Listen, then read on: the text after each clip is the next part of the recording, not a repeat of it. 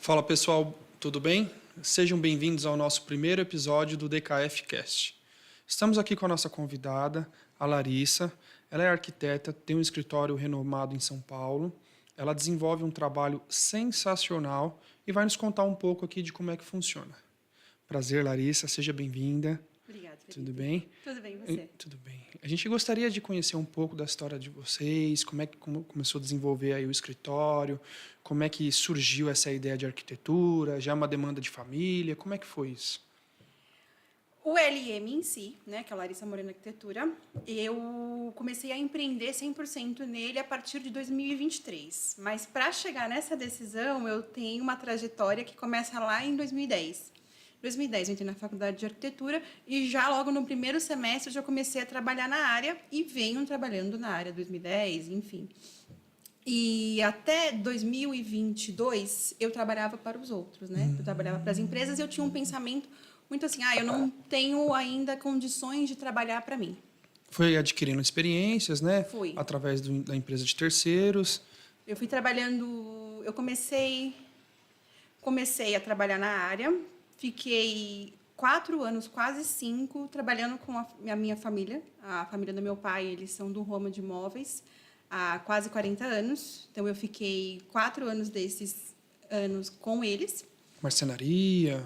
Eles têm móveis soltos, marcenaria, móveis sob medida, é uma gama bem completa. Legal. Então, assim, foi um período que eu entrei lá para fazer os showrooms. Eles, na época, eles tinham quase 42 showrooms, tanto em São Paulo quanto no interior. E eu entrei no departamento que fazia as trocas de loja. Que legal. Então, a cada 6 meses, mais ou menos, dependendo da loja, a gente trocava todo o showroom. E o meu departamento era o que fazia os showrooms dos móveis planejados. Bacana demais. Então, eu comecei ali. Eu tive meu primeiro contato, assim, efetivamente, com a arquitetura, essa coisa do design, coisa sob medida, ali naquele momento. Fiquei com ele 4 anos, depois eu fui estagiar na Portinari. Que legal. Eu passei por um processo seletivo e eu fui trabalhar na Portinari. E eu fui trabalhar com o gerente nacional. Então, é aquela coisa assim, né? A Portinari tem as boutiques e tem os home centers. Eu fui ser assistente do coordenador geral nacional e das moças que faziam a coordenação dos home centers. Então, você atuava aqui em São Paulo, mas também fazia algumas viagens para outros estados? Não Como cheguei é que a era? fazer. Eu ficava mais interna, mas aquela coisa assim, o gerente precisava de uma demanda, eu ajudava. As meninas precisavam de demandas com os seus home centers, e eu também ajudava. Então, são os 4 maiores home centers do Brasil. Então, assim, eu fiquei ali um período. E aí eu fui trabalhar numa empresa de móveis sob medida de alto padrão. Bacana. Então, assim, a chave virou completamente. Fiquei ali o período final da faculdade até eu me formar. Trabalhei como orçamentista, então a loja, eles têm, na verdade, 2 showrooms, um na Gabriel e um no D&D. Eu era orçamentista, os arquitetos que eram os vendedores, eles não contratam outro tipo de profissional, tem que ser arquiteto ou designer de interiores. Eles vinham com projetos, falavam, eu quero o projeto assim, assim, assado, e eu colocava no computador, e depois eles apresentavam e efetuavam a venda. Mas só de mobiliários ou já também estava na demanda de apartamentos? Assim, apartamentos, né? Então, assim, como era o público de alto padrão, padrão AA, então eram apartamentos de 500 metros, assim, casas em Alphaville, casas no interior, aquela coisa bem Mas a grande. sua parte era só mobiliários? Só mobiliário. Não tinha o desenvolvimento de parte de elétrica, hidráulica, demolições? Eu fiquei só mesmo nessa parte. Fiquei ali um período, me formei na faculdade e aí tive uma ruptura. Eu larguei tudo e fui embora para a Austrália fazer intercâmbio. Mas é bom que também ganha outras referências também, né? Claro. Conhecer outras arquiteturas, outros ambientes, né? Acaba contribuindo para a sua formação, com certeza. E é né? muito interessante essa coisa assim que eu falo. Eu sempre tive uma dificuldade muito grande, até mesmo na época da faculdade, porque como eu já vinha trabalhando, né, com essa parte do design de interiores, eu nunca conseguia projetar um layout sem antes um espaço, qualquer tipo de projeto, sem antes pensar no layout. Eu fazia o caminho inverso. O normal é você fazer o espaço e depois você definir o layout. Eu nunca fui assim, eu nunca consegui ser assim. Então, eu sempre pensava primeiro no layout, na questão de circulação, de... meu Deus, me fugiu o nome da palavra. ergonomia, que era uma coisa muito importante, para depois pensar naquela coisa do estético, do externo. Então eu sempre fiz o caminho inverso. Isso me deu uma bagagem muito grande, até mesmo hoje. Parei, fui embora para a Austrália, acabei voltando 7 meses depois. Voltei para a empresa de alto padrão que eu trabalhei, fiquei lá mais um tempo, e aí eu falei assim, não, eu estou numa época da faculdade que eu não posso mais ficar assim. Eu preciso estagiar em escritórios mesmo. Aí eu fui, larguei tudo e comecei a procurar estágios em escritórios. Trabalhei também, eu acho que foram 3 ou 4, eu não lembro mais. Também que tinha esse público mais alto padrão, então assim, o atendimento é diferenciado, o tipo de projeto é diferenciado, a demanda é diferenciada e os valores do que você está mexendo é diferenciado. Com certeza. E aí, quando eu entrei para os escritórios, que eu comecei a ter aquela vivência de obra. Você não pisa numa obra, você não sabe o que é uma obra. Com certeza. E aí, gerenciando, acompanhando essas obras, fazendo os projetos, você começa a aprender. E eu falo que o meu aprendimento... nossa Senhora, vou ter que cortar essa parte. O meu aprendizado, a curva do conhecimento foi assim exponencial quando eu comecei a gerenciar e comecei a ver e a viver o dia a dia de obra. Isso numa carreira de um arquiteto faz total diferença. Não, e não vira um arquiteto, né, que o pessoal brinca, que é aquele arquiteto de mesa, né? É um arquiteto que realmente visita as obras, entende as dificuldades das obras, os prós, os contras, né? Querendo ou não, a gente sabe que no dia a dia o papel aceita muita coisa. Sim. Mas, infelizmente, lá na obra tem muitas situações que às vezes impedem que aquelas situações que você desenvolvem, né, através do projeto, que realmente a executem, né, que sejam mais do que ninguém sabe, né? Com certeza, né? A gente sabe que, querendo ou não, às vezes é um pilar que não pode ser removido, às vezes é uma parede que não pode ser removida. É uma viga que surge do nada. Né? E, assim, quando a gente trabalha... Que tem diversos setores, né? Sim. Mas quando a gente trabalha, falando principalmente de retrofit, seja de espaços comerciais, residenciais, bares e restaurantes, muitas vezes esses clientes não têm, né, as plantas do local, muitas vezes são imóveis alugados, então a gente trabalha nessa situação de realmente ir descobrindo, né, o que acontece por trás daquele imóvel, né, através das paredes. Eu né? brinco que é um bingo de obra. Essa é nova, bingo de obra. Bingo de obra. Porque você não sabe o que você vai encontrar até você começar a quebrar e mexer naquilo que tem que ser feito. Principalmente, como você falou, em imóveis alugados, móveis mais antigos, você não sabe. Não tem a planta, não tem nada, você só vai descobrir na hora que começar a quebrar a primeira parede e começar a descobrir o que tem. E hoje também, né, é uma característica muito de São Paulo, até para Osasco também, que a gente também já desenvolveu alguns trabalhos para lá e tudo mais. Tem muitos imóveis, às vezes, com espaços maiores, né, que o pessoal procura, mas não tem histórico nenhum de como aquilo foi construído. Não. Então, você não sabe quais são as etapas que aquilo passou, quais são os famosos puxadinhos que o pessoal comenta que tem, né? E aí você começa o processo de demolição e você descobre que realmente é uma caixinha de surpresa. É o bingo que você comentou, né? É o bingo da obra. E falando nisso, eu até estava, antes da gente começar, estava conversando com uma cliente que também é amiga minha. A hora que ela ver, ela vai saber que é dela que eu estou falando. Ela comprou uma casa ali na região do Vila São Francisco. A casa é maravilhosa. É uma casa antiga dos anos 80. Ela quer manter a estética da casa, mexer nas coisas. Só que morando na casa, ela começou a descobrir 1.500.000 problemas. Hidráulica, elétrica. Hidráulica. Felipe do céu. E aí eu entrei nesse circuito com ela para começar a fazer um banheiro. Que ela falou assim, olha, eu preciso de um banheiro. Eu quero... Cheio de particularidades, mas assim... um escopo super legal. Eu quero uma banheira, eu quero um chuveiro duplo, eu quero ter meu momento no banheiro. Só que ela falou, só que esse banheiro já é muito crítico. Eu já tenho problemas com ele desde que eu entrei na obra, desde que eu entrei nessa casa. E aí ela falou assim, eu consegui que o profissional que ela acabou escolhendo viesse. E eu falei para ela assim, Natália, é o seguinte, o seu banheiro é muito particular, é um bingo de obra. Eu falei, fala para ele deixar o seu banheiro no cinza, no cru.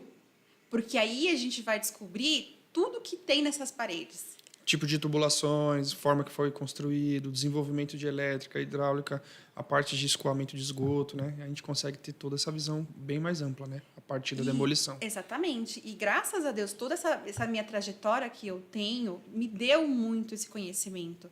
Então foi que eu falei para ela, eu falei assim, olha, é isso. Ele vai ter que pegar, literalmente, eu tive que pegar na mão dele e falar, você vai ter que deixar esse banheiro no cinza. tira tudo, remove tudo, deixa todos os pontos expostos. Nós vamos descobrir onde é que tem encanamento de gás, porque lá tinha encanamento de gás, o que tipo de tubulação, o que está quebrado, o que não está, para a gente conseguir estudar esse banheiro e ver as adaptações que a gente vai ter que fazer, porque no papel é tudo ótimo, é tudo lindo. A realidade do dia a dia da obra é outra coisa. Completamente. Só de você ter essa sensibilidade já é um grande diferencial, né? Porque, querendo ou não, para quem executa, às vezes a gente encontra um pouco de dificuldade das pessoas entenderem que o papel aceita tudo. O espaço não aceita tudo, né? O papel e o Pinterest, né? Né? É uma coisa que eu falo. Eu falo assim, gente, o Pinterest é ótimo, de fato. Para você se inspirar, para você pegar referências, mas a execução daquilo não é essa lindeza, essa facilidade toda, não. E principalmente se você pega referências que são de fora do Brasil. Aí você esquece. O método construtivo muitas vezes é diferente, a forma de desenvolvimento de elétrica, hidráulica, até a parte de própria estrutura como em si é totalmente diferente, né? Então, para você adequar aos padrões do Brasil é bem complicado. É complexo. Mas falando um pouco dos seus trabalhos, eu vi que a gente também tem aquela parte de... Você estava, acho que, reformando ou estava fazendo projeto de igrejas. Como é que é essa parte aí? É um diferencial, né? Porque a gente, querendo ou não vê muito, né? O pessoal da área, nesse processo de desenvolvimento de projetos de igrejas, né? O pessoal foca muito no residencial, Sim. né? A maioria, ou residencial médio padrão, alto padrão, ou até mesmo alguma demanda de comercial, né? Mas o seu nicho, como é que entrou essa questão aí da igreja? É uma história muito engraçada. Que, assim, o meu nicho realmente é interiores, né? Eu faço aquela coisa de arquitetura, se entrar uma demanda de projeto de arquitetura, eu faço. Mas o meu forte mesmo é interiores. E entrou assim, eu sou católica, e eu venho desde 2001 num processo de conversão verdadeira. Uhum. Então, eu sou batizada, crismada, tudo. E casei na igreja. E eu só comecei mesmo nesse processo de conversão em 2021. E eu faço parte de uma paróquia, ali em Osasco, na rua principal ali da estação, da rodoviária, que é uma rua extremamente esquecida. E a igreja que a gente faz parte da nossa paróquia é uma paróquia centenária. Uhum. Ela é literalmente a primeira paróquia, a primeira igreja construída de Osasco, desde que Osasco foi fundada. Nossa. Então, assim, ela já é praticamente centenária. E eu cheguei ali, ela chama Paróquia Senhor do Bonfim. E eu cheguei ali através da família do meu marido. Que legal. Que eles têm um histórico com o Bonfim. Uhum. E aí, por ser próximo da minha casa, a gente começou a ir lá, aquela coisa toda. E a igreja, ela é muito simples. E eu comecei a olhar que tinham coisas que me incomodavam dentro da igreja. Que o projeto da capela surgiu disso. Era um espaço onde Jesus fica ali, né? Que é a capela do Santíssimo ali. Jesus está ali, a gente coloca aquilo como uma presença viva de Jesus. E eu via que era um lugar de capenga. Desculpa falar desse jeito, mas era capenga. Cheio de infiltração, nada com nada, aquela coisa toda. E desde que eu comecei a frequentar ali, me veio muito forte no meu coração, e isso é uma coisa que eu partilho até mesmo com o meu marido também, que a gente tem um sonho, que se que a gente conseguir um dia, a gente quer reformar aquela igreja inteira. Então, assim, a gente quer reformar aquilo ali, quer cuidar daquilo ali. Uhum. E aí, assumi o pároco da igreja, né, que é o padre Pedro, e ele veio com uma proposta diferente. Ele veio com essa vontade de melhorar e de cuidar da igreja. Não que os outros não tenham feito isso, mas acontece assim. O Bonfim, ele tem uma particularidade. Só para explicar mais ou menos, é uma coisa também que eu vivo aprendendo. Existe a diocese e existe as ordens religiosas. O Bonfim faz parte de uma ordem religiosa. Então, não vem... tudo é doação, tudo é campanha de arrecadação, não entra um dinheiro, não injeta dinheiro, é dízimo. Sem fins lucrativos. Sem fins lucrativos, literalmente. Então, tudo lá, a gente brinca que a gente conta os centavos, literalmente, Felipe. É centavos. E aí ele falou, não, eu quero fazer as coisas por aqui, eu vou fazer, eu quero fazer as alterações, as mudanças, eu quero isso, eu quero aquilo. E ele via que a capela estava precisando de ajuda, e era um extremo, assim, que estava com problema com infiltração no telhado. Chovia, tinha um papel de parede. Felipe, eu juro por Deus. Quem é paroquiano do Bonfim sabe. A água escorria, assim, ó, tipo uma cachoeira. Era desesperador. E aí ele falou, que eu quero fazer alguma coisa aqui, uma coisa ali, e não sei o quê. Aí eu chamei ele para conversar, eu fiz assim, padre, eu sou arquiteto. Eu posso fazer um projeto aqui Aí ele fez assim, com certeza. Eu falei, eu vou doar totalmente a minha mão de obra. Só de ter essa liberdade, né, já é um grande Eu falei, eu diferencial. vou doar essa mão de obra. Eu não quero nada de dinheiro. Eu só quero que o dinheiro seja focado para conseguir executar e realizar essa obra. E aí eu comecei a fazer o trabalho. Busquei inspirações, conversei com uma amiga minha que me ajudou a fazer o design, os 3Ds e tudo mais. Ela também é católica, então, assim, ela abraçou o projeto, também não me cobrou nada. Então, foi tudo muito, muito de Deus, assim. E aí eu comecei a ver. E eu não tinha conhecimento nenhum. Eu comecei a fazer, mandava as referências e eles aprovavam. Depois que eu fiz a capela, eu entendi que existe um nicho de arquitetura sacra. Interessante. Existe. Porque tem que seguir várias normas, tem que seguir normas, não é simplesmente você fazer aquilo que você quer. Não, você tem que seguir um padrão. Tem um padrão, né? Tem umas Exatamente como regras, que é funciona. assim, é muito minucioso. E isso é muito legal, porque você não vê. Você está acostumado com o quê? Com igrejas construídas. Mas exatamente como é que funciona a operação por trás, a gente não tem a menor ideia, né? Menor ideia. Então, assim, foi uma virada-chave muito grande, até mesmo para mim. Aí a gente executou o projeto da capela. Foi literalmente, cada centavo que a gente colocou ali foi de doação, de ajuda de paroquianos, foi uma coisa muito bonita, assim. E a gente conseguiu concluir a capela. A capela tá lá e é uma satisfação muito grande. Eu não quero louros por isso, jamais, de forma alguma. Mas a hora que eu vejo as pessoas ali, contemplando, sabe, felizes, se sentindo acolhida, eu falo, gente, esse é o propósito do meu trabalho. Com certeza. Eu consegui ali o propósito do meu Porque, trabalho. querendo ou não é só dinheiro, né? A gente sabe que o dinheiro é importante, mas assim, querendo ou não, a gente está alcançando vidas, né? A partir do momento que você alcança vidas, você transforma a vida das pessoas através do seu trabalho, é um diferencial, né? Não tem jeito, E né? foi muito bacana, porque até agora, na época da quaresma, da Páscoa, a gente estava servindo na igreja, meu marido também serve junto comigo, e ele fez assim para mim, ele me mandou uma mensagem, ele falou assim, amor, o moço que está do meu lado, o fundo de tela do celular dele é uma foto da capela. Que legal. Felipe do céu, eu chorei. E eu estava servindo ali, também faço parte da Pascom, né, que é quem faz as fotos e as imagens. Eu só olhei para a cara dele assim, meu olho marejou e fiz assim, mais uma vez, esse é o propósito do meu trabalho. Com certeza. É alcançar vidas, sempre. E aí eu falei assim, putz, desculpa, né? Essa coisa da arquitetura sacra é muito interessante. E aí, algoritmo, aquela coisa toda, começou a aparecer várias coisas, né? E eu tenho, sim, a pretensão de fazer uma especialização no futuro em arquitetura sacra. Até mesmo para começar pelo Bonfim.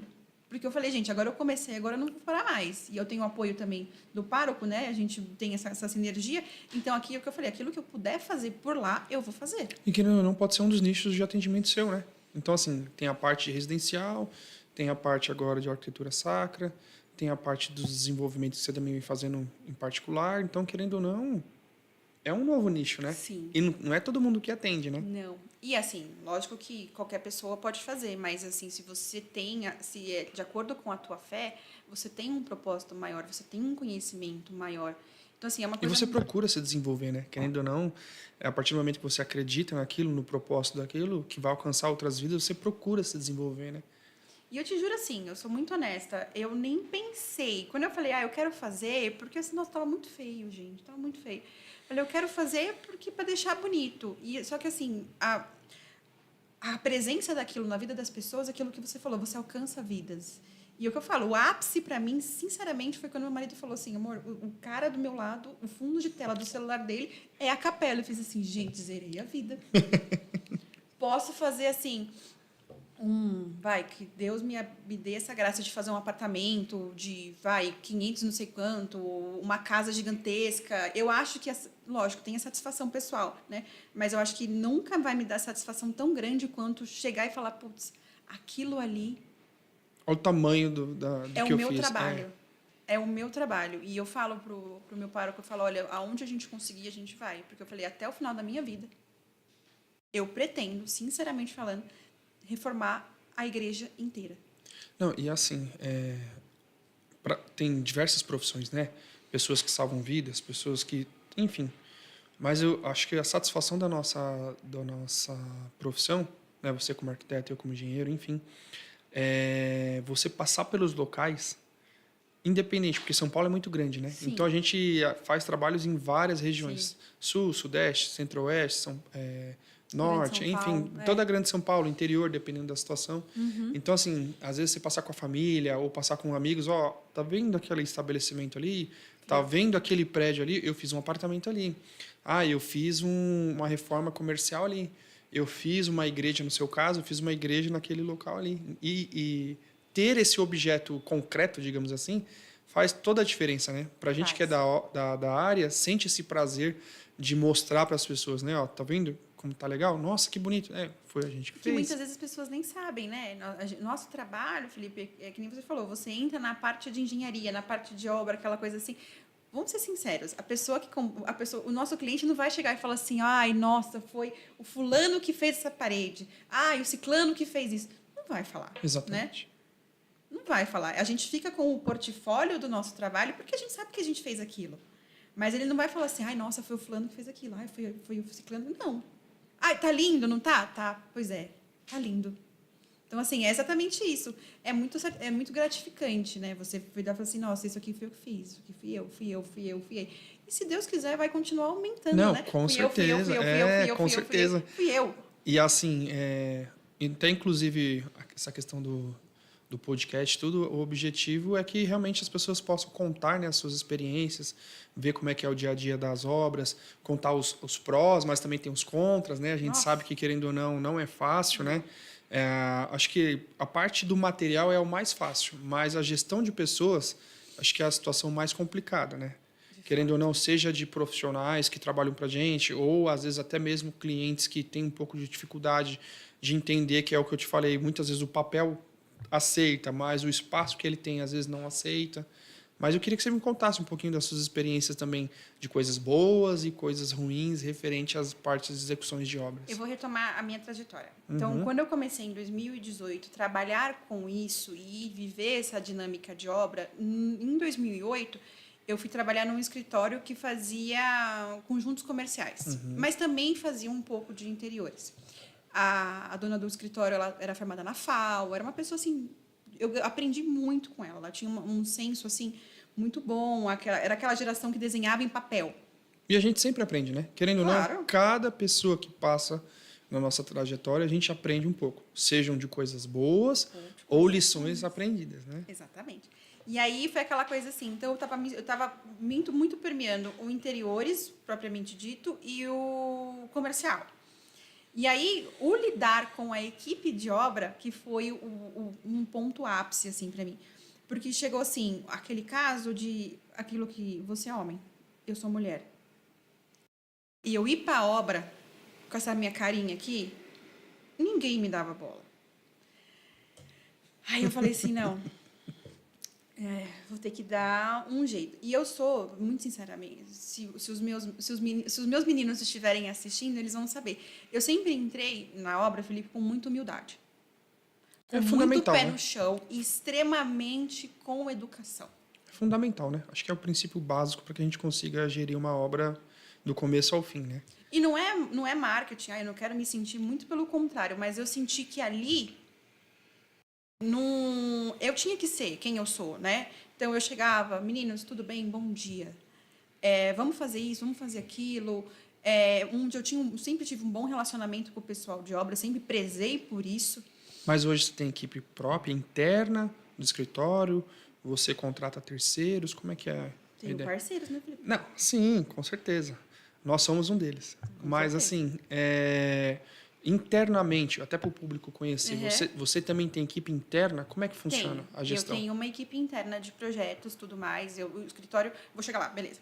Aí eu peguei e aprendi muito. Eu sempre tive um bom relacionamento com os meninos. Então, é aquela coisa assim, nossa, como é que você consegue as coisas em obra? Pedindo com educação. E até mesmo no cobrar. Né?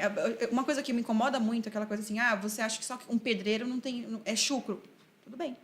Só que educação... É o mínimo, né? É o mínimo. Então, assim, eu tenho muita segurança em falar, então, os meus parceiros que trabalharam comigo naquela época, que trabalham comigo, vão falar isso de mim. A Larissa chega na obra, bom dia, boa tarde, tudo bem, como é que vocês estão? Você pode fazer isso para mim? Exatamente naquele ponto, assim, crucial. Aconteceu alguma coisa na obra, vai ter que refazer. Que é normal, acontece.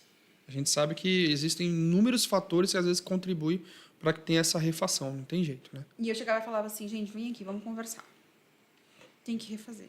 Ah, tem que refazer. Vamos lá, vocês me ajudam? Então, eu sempre tive esse bom relacionamento com o pessoal de obra, com os fornecedores, com o marceneiro, com o marmorista, com quem fosse. Eu nunca tive problemas em obra, pelo menos as obras que eu gerenciei, que eu cuidei, que eu fiz, com essa parte de mão de obra, porque eu sempre tive esse senso, né? Essa delicadeza com os profissionais. Porque é aquilo ali, Felipe, você bem sabe, eu preciso de você. E eu de você. Não adianta Não tem jeito. não adianta eu chegar na obra reinando. Não adianta. Ai, que eu mando aqui. Não. Tem que ter muito pé no chão. Então, é uma coisa que eu sempre tive muita clareza quando eu vou para a obra. E graças a Deus, em todas as obras que eu trabalhei, mesmo que tivesse aquela coisa de só trabalhar com homens. Mas acho que você tocou num ponto importante também. Acho que não é só a equipe técnica, né? Os clientes também precisam criar essa consciência, né? Sim. A gente super entende que os espaços são deles, que eles estão ali investindo, né? Muitas vezes o recurso da vida inteira, mas assim, a partir do momento que você também tem essa flexibilidade e desenvolve isso, seja com a equipe de gestão da engenharia, seja a equipe de arquitetura, ou até com o pessoal realmente que está ali no nosso dia a dia, né, que está ali desempenhando o pedreiro, o ajudante, o eletricista, o encanador. Acho que a partir do momento que o cliente também tem como é que fala? Essa flexibilidade, tem esse entendimento que ele não, como é que você comentou, né, não é o rei, né, não tá ali, eu acho que tudo flui de uma forma mais tranquila. Sim. Tudo. Exatamente. A própria gestão da obra, a própria gestão de materiais, a própria gestão referente às expectativas de todas as partes envolvidas. A gente sabe que muitas vezes é um sonho. Sim. Só que o sonho, ele também existe uma demanda comercial. E qual que é essa demanda comercial? O que foi acordado entre as partes. Exatamente. Eu acho que esse é um ponto que acho que é legal a gente comentar também, Sim. porque a gente existe sim as necessidades do projeto, existem sim as necessidades que o local pede, que a gente sabe também que o local muitas vezes pede coisas, sejam que está no projeto ou fora do projeto, Sim. mas quem também está à frente da parte financeira, que é no caso o nosso cliente, ele precisa também ter esse entendimento. Sim. Tudo o papel aceita, mas muitas vezes o espaço ou não aceita ou precisa de outras adequações, né? Claro, assim, não é aquele negócio de expectativa versus realidade, né? Aquilo que tá no papel, o papel aceita tudo. E aí a gente tem que fazer as adequações necessárias para cumprir o máximo que o papel, aquilo que a gente colocou no papel. Mas é isso que faz a diferença, Felipe. Quando você trata com pessoas, com empresas que são responsáveis, que têm um trabalho bacana, que são referência na área, até mesmo essa logística, essa tratativa é mais tranquila, né? Porque não tem aquela coisa, eu não comentei com o cliente. Não. Né? Então. Fulano, é o seguinte: o papel, né? O que a Larissa fez é isso, mas o teu espaço não comporta certa situação A, B ou C. E acontece. Ou para que isso aconteça, a gente vai ter que fazer a modificação A, B ou C para que isso flua exatamente como é que está no desenvolvimento do projeto. E não é um erro. Acontece esse tipo de adequação. É que nem a gente comentou anteriormente. Você pega um imóvel que é antigo, você vai descobrir, bingo de obra, você vai descobrir quando você começa a mexer. Então, aquilo que a gente projetou é A. Aquilo que a gente encontrou na obra quando começa a quebrar é C e D. Normal. Não é um erro, não é, a Larissa errou, o Felipe errou. Não, gente, é a casa. É assim, o que o público precisa entender é o seguinte: quando a gente está falando de imóveis antigos, 99% não tem planta de nada daquilo, não tem um histórico. Às vezes é um imóvel de locação que o próprio proprietário às vezes não tem histórico. Então, isso se o proprietário está vivo. E aí o que acontece? Vira uma caixinha de surpresa, é o que você falou, é a loteria. Então, precisa fazer demolição de 200 metros quadrados referente à parede A, B, C ou D do ambiente tal. Beleza? Mas aí chega, tem um pilar no meio, ou tem uma tubulação de captação de telhado que tá ali. Que não pode mexer.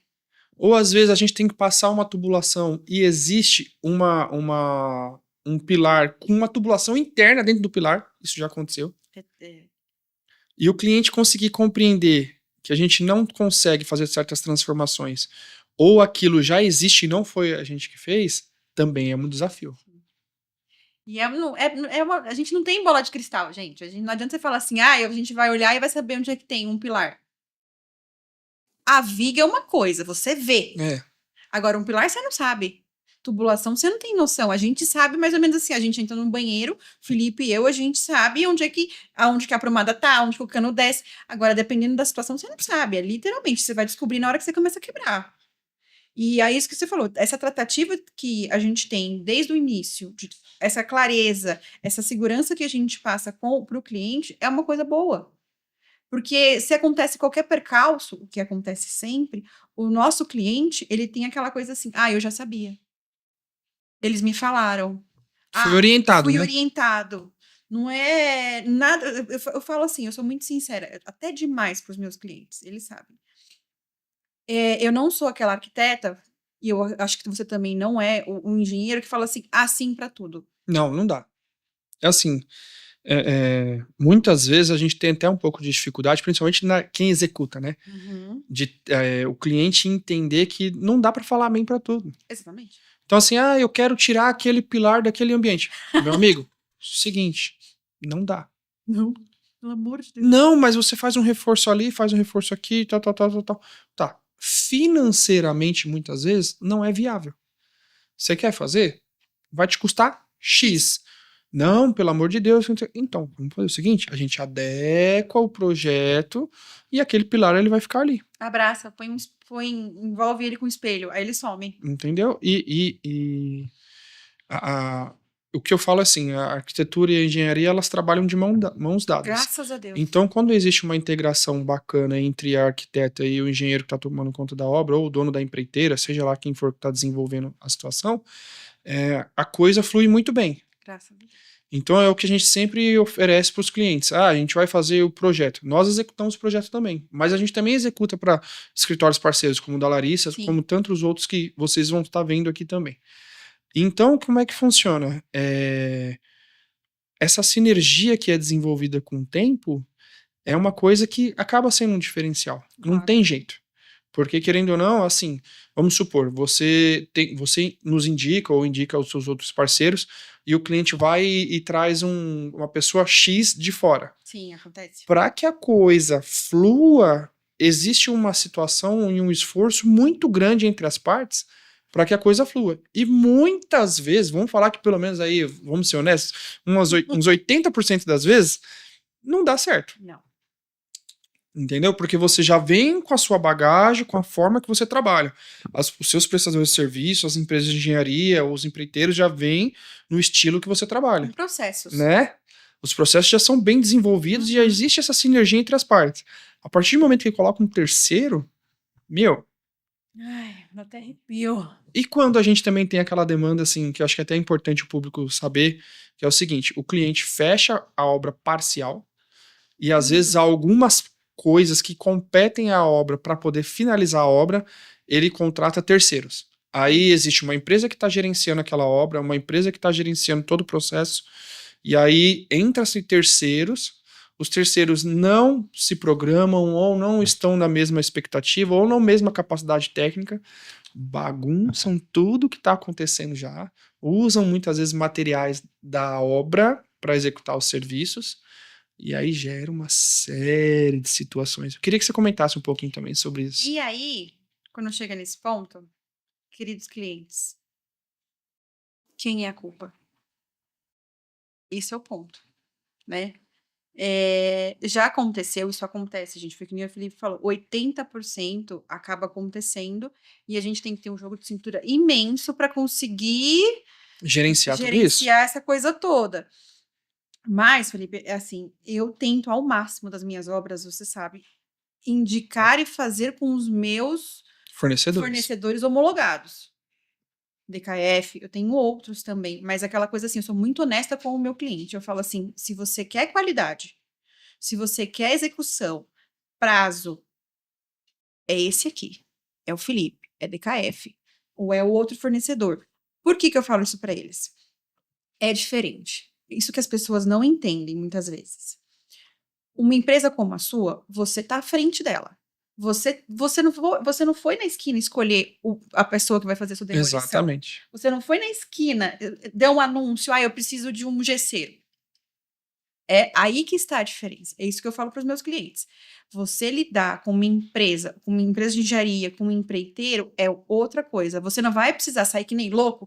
Eu preciso de um gesseiro, de um eletricista, de um encanador, de um pintor. Não. E você tocou num ponto importante. Mesmo assim, ainda existem diferenças que tem que ficar muito claras em o que é uma empresa de engenharia do que é um empreiteiro. Sim. E aí eu até vou comentar, para complementar o que a Larissa vem falando, quais são esses diferenciais, né? O empreiteiro, ele tem a equipe, ele desenvolve ali e tem a sua demanda profissional. Mas uma empresa de engenharia, ela tem muitas vezes, dependendo do porte ou da forma que ela trabalha, muitas vezes tem um engenheiro ou um arquiteto focado por obra. Sim. Existe uma demanda técnica enorme por trás disso, de planejamento de compra de materiais, de planejamento de compra de fluxo financeiro, o que é combinado entre as partes. E então, muitas vezes, isso é até importante para o público entender, por que diferencia uma empreiteira de uma empresa de engenharia? Todo um gerenciamento por trás disso, profissionais habilitados para que possam estar acompanhando full time o teu processo, que compra os materiais no prazo certo, da forma certa, da forma que foi combinado, para que isso desenvolva o mais perfeito, digamos assim, possível diante do cenário. Exatamente. O empreiteiro também tem a sua qualidade? Com certeza Sim. tem, a gente sabe disso. Existem excelentes profissionais no mercado. Uhum. Só que não é o mesmo trabalho. Sim. As pessoas precisam compreender essa diferença. Assim, agora falando até da experiência nossa, muitas vezes quando a gente vai orçar, o cliente, mas eu tenho o orçamento de uma empreiteira XYZ. Tudo bem. Por que o custo é diferente? Porque a operação é totalmente diferente. Totalmente diferente. O empreiteiro, muitas vezes, ele tem um encarregado, um mestre de obras, né? Que ali é um pau para toda a obra e faz isso e aquilo, tudo mais. Mas não tem mesma assim, visão. Não vou falar competência técnica, porque eu não estou aqui para julgar a empresa de ninguém. Mas assim, não tem a mesma visão e o desenvolvimento da obra, como uma equipe técnica com arquitetos, com engenheiros que estão ali full time, que acompanham a obra todos os dias. E isso também é um diferencial, né? Porque querendo ou não, a gente sabe que tem empresas e empresas. A pessoa passa ali uma vez na semana, deixa um encarregado ou um mestre e seja o que Deus quiser. Que a coisa e vai para a próxima obra. Então tem isso também, turma. O que vocês precisam entender é o seguinte: muitas vezes uma empresa te cobra X, e às vezes é 20%, 30%, 40%, enfim, mais caro que uma empreiteira. Por quê? Porque tem esse acompanhamento de perto. Às vezes é uma empresa que não tem ali 10, 20, 30 obras e ele faz um acompanhamento personalizado. Ele tá ali te acompanhando e tá ali full time te dando todo o auxílio, né? Seja do escritório de arquitetura ou seja do próprio cliente como em si, para poder desenvolver um bom trabalho. E fora que é uma coisa assim, é bom que você abordou esse ponto, que é uma coisa muito clara. Quando você tem um trabalho como o seu, na sua obra, eu sou muito sincera com meus clientes. Eu falo assim, gente, se o Felipe entra no circuito, eu não faço nem gerenciamento. Eu não faço nem acompanhamento, porque não precisa. Entendeu? E aí o que acontece? Querendo ou não, existe uma diferença de custo? Existe, a gente sabe, é natural. Normal. Mas o trabalho sai com uma situação totalmente diferente. Totalmente diferente.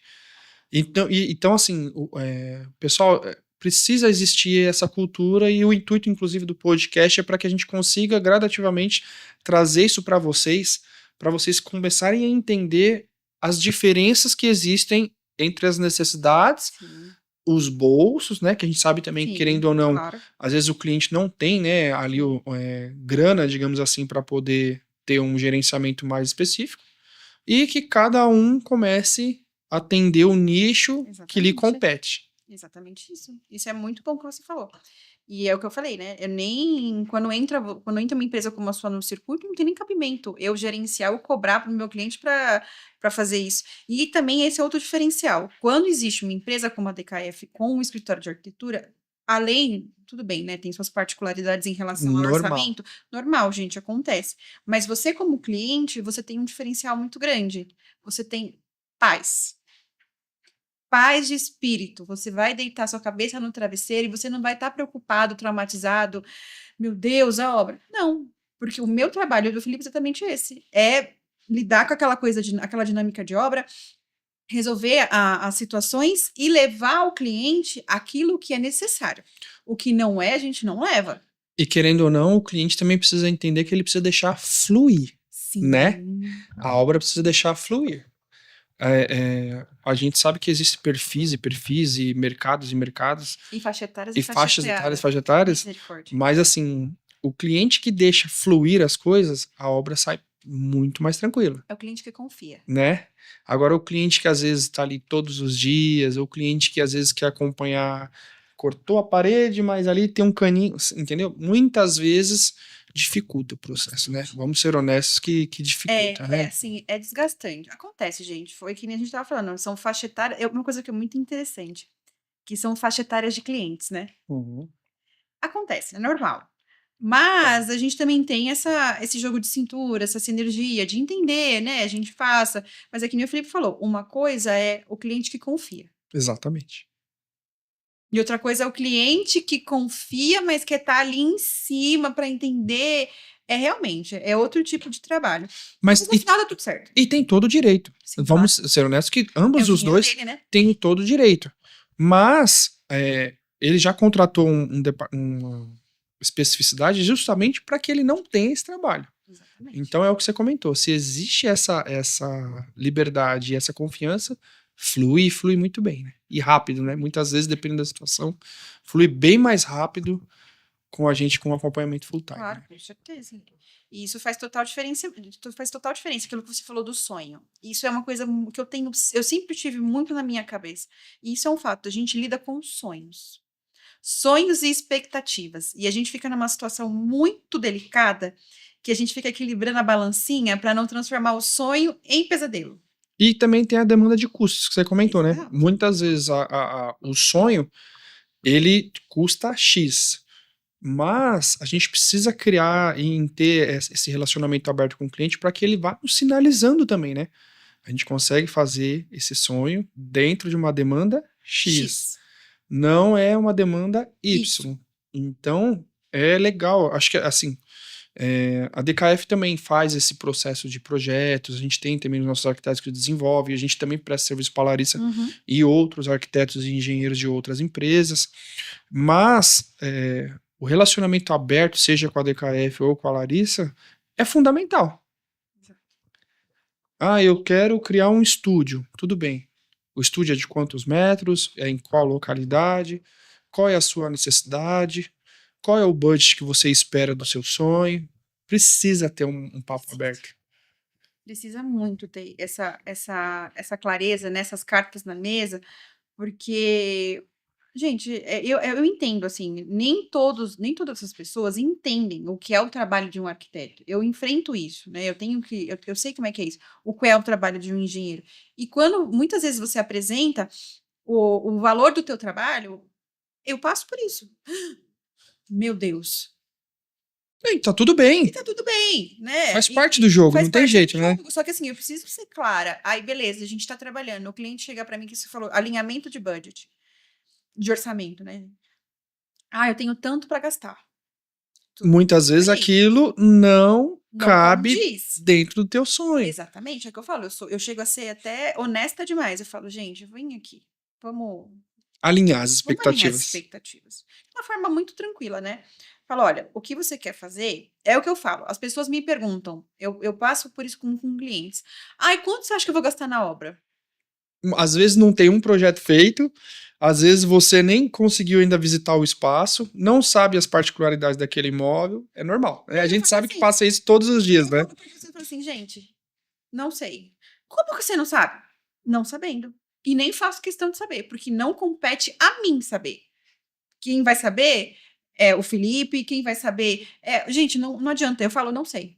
Não, e sinceramente, você até comentou, às vezes é o Felipe, mas se a gente não tem um projeto desenvolvido, mas eu quero fazer isso. Tá bom, mas eu não tenho a área do local, eu não tenho as especificidades do local, muitas vezes, a gente pede um orçamento sem você ter visitado o local, né? Então, assim, hoje, por exemplo, no nosso caso, a gente já... tá bom, você gostaria de um orçamento? Quando a gente pode visitar o local? Eu faço isso também. Ah, mas... Então, meu amigo, para dar certo, a gente precisa visitar o local, entender os prós, os contras, as necessidades, se tem problema de fissura, se existe um problema estrutural, se existe um problema de elétrica, um problema de hidráulica. A gente precisa fazer uma avaliação. Um exemplo que a gente passou recente agora. A gente foi fazer uma avaliação de um imóvel de alto padrão, são 600 metros de terreno Opa, e 400 de área construída. misericórdia. A cliente está fazendo uma compra, um valor muito bacana, por sinal. Ela conseguiu, assim, deu uma oferta, um ótimo negócio. Ah, mas quanto você acha que a gente vai gastar? Tá, peraí. A gente precisa marcar a visita, ir no local. Aí marcamos a visita, a gente foi no local. Quando a gente chegou lá pra ver, tem que fazer toda a elétrica, toda, da casa inteira. Meu pai. A hidráulica, todos os canos de cobre, o marido dela pediu já que quer que troque. Tudo, E é o certo. né?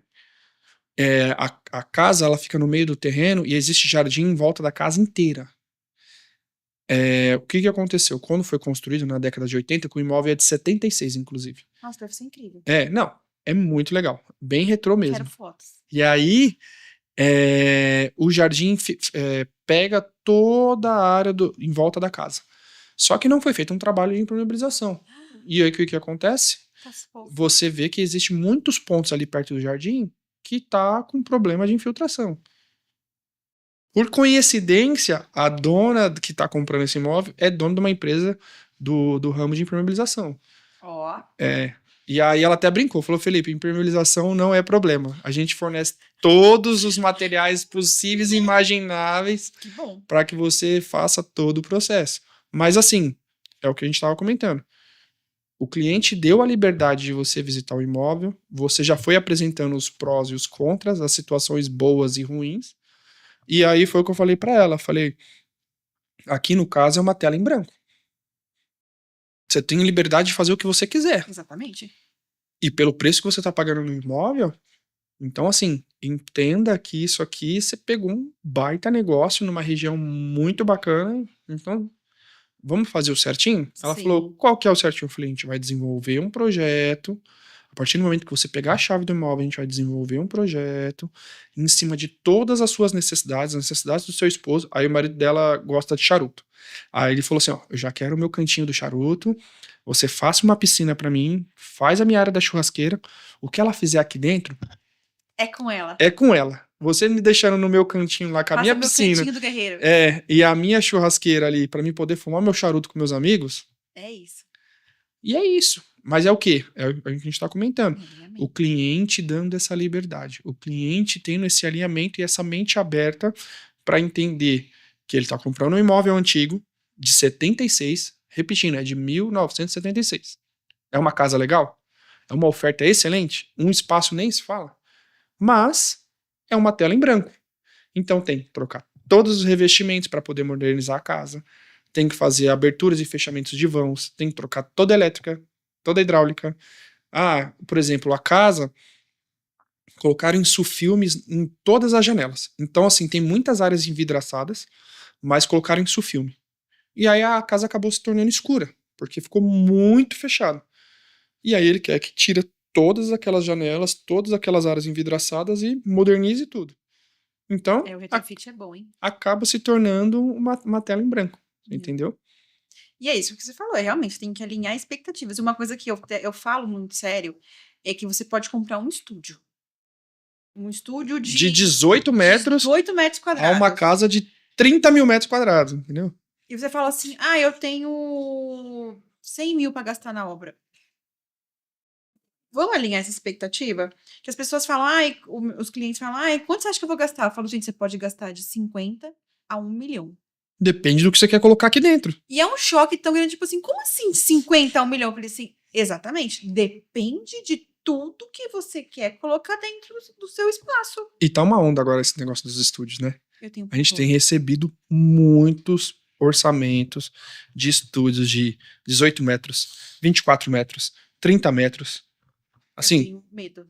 E aí entra a parte da arquitetura de conseguir pegar esse ambiente tão compacto, criar ambientes ali dentro de um espaço tão pequeno, e que se torne ainda habitável, funcional E tem ergonomia. E tem ergonomia entre todas as partes envolvidas num espaço tão compacto.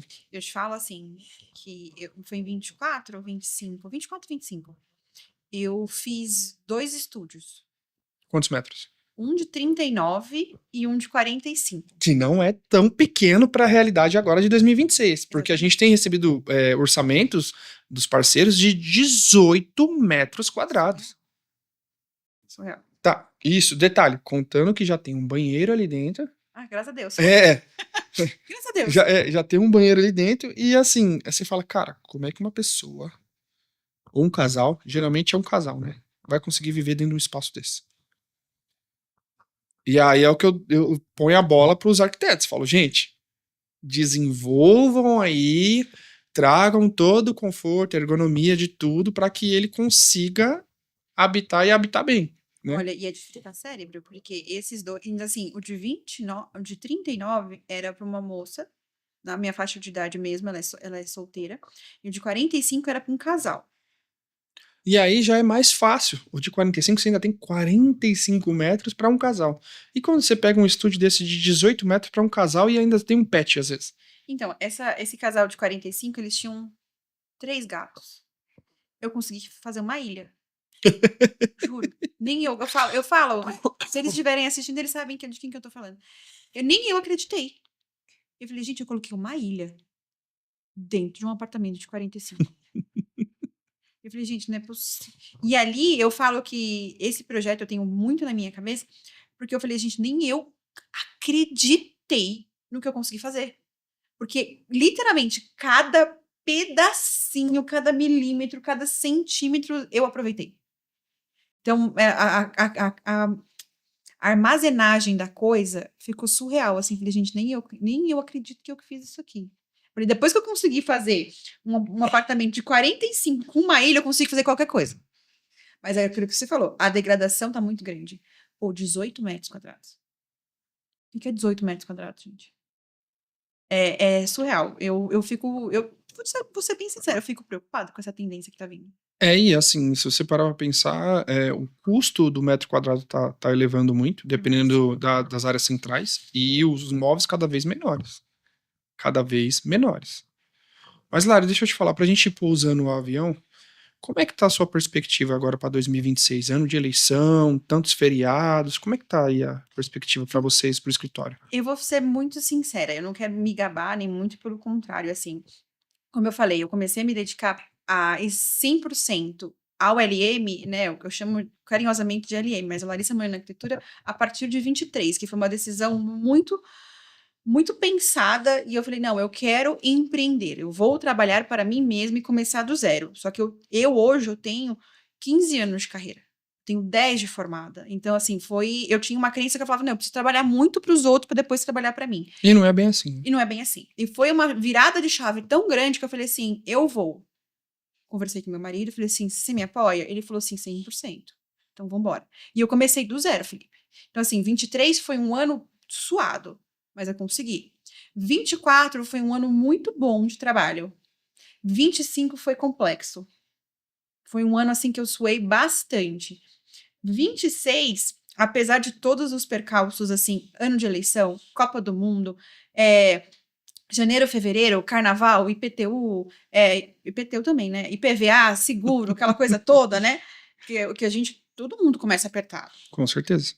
Então, assim, graças a Deus, eu comecei muito bem. Então, é o que eu falo, eu comecei desde o início do mês com projetos, com trabalho, com clientes bons, e eu tô mantendo essa frequência, tô conseguindo mais clientes, e se Deus quiser, a agenda do LM vai continuar cheia até o final do ano, para 2027. Então, eu estou com esse ano 26 está sendo um ano de ouro.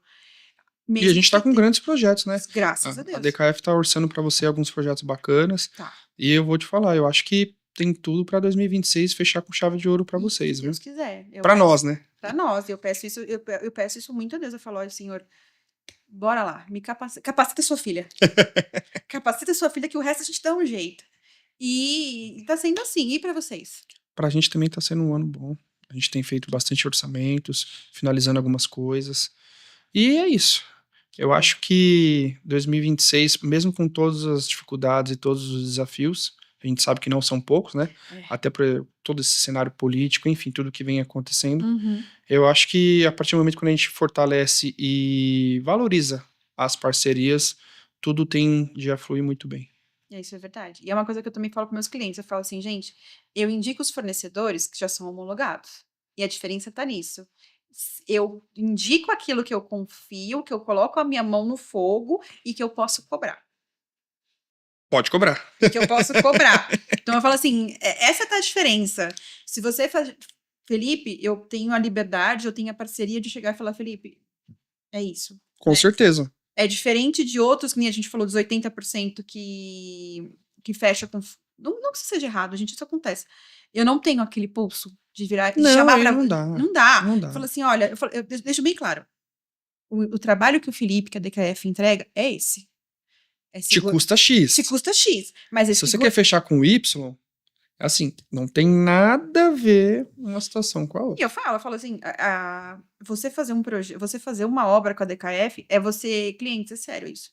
Você deitar no teu travesseiro sabendo que a tua obra tá rolando com o processo adequado, na etapa adequada, com um cronograma, com o financeiro fluindo, com o material entrando na etapa correta, com a execução na época, no momento correto. Isso é um diferencial. Então, assim, é um investimento que vale muito a pena. O que acontece muito, né, que a gente vê, que as pessoas... É normal, gente. Eu não vou me estender nisso. As pessoas muito atrás de preço.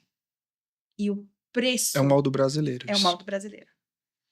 Isso, inclusive... Quando a gente vai fazer orçamentos, às vezes, para fora, né, que acontece, não é sempre, mas acontece, quem sabe, 27, a gente não tem tanto isso levado a sério. Eles são mais pela situação de realmente de indicação. Foi fulano, ciclano ou beltrano que indicou. E eu acho isso muito bom. E aí ele vai e leva a sério. Então, e aí é aquela coisa assim...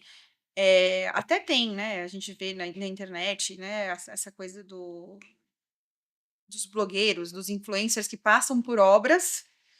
E tá em alta isso agora, né? Tá em alta, a gente tem pavor. Que passam por obras, passam por perrengues, aquela coisa toda. E eu falo que muitas vezes acaba sendo